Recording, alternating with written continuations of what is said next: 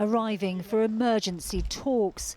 Britain's Foreign Secretary Liz Truss, along with foreign ministers from across Europe and NATO, here in Brussels to discuss what to do about Russia next, and united in condemnation at the attack on Ukraine's nuclear power plant. This was a completely reckless act. We've heard now that the fire has been extinguished, but it is extremely concerning that forces are prepared to do this.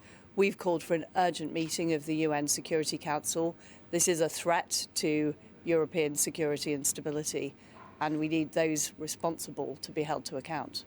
Today, NATO called on President Putin to stop the war immediately, warning the situation is deteriorating. The days to come are likely to be worse, with more death, more suffering and more destruction. NATO has ruled out a no-fly zone over Ukraine.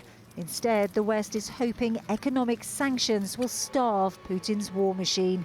Last night, the UK brought sanctions against 2 more Russian oligarchs, including the former Deputy Prime Minister Igor Shivalov and Alisher Usmanov, who had ties to Arsenal and Everton football clubs.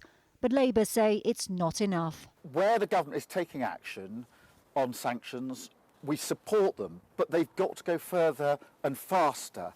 We must go after every oligarch. This is the weapon we have to use, and we need to use it now.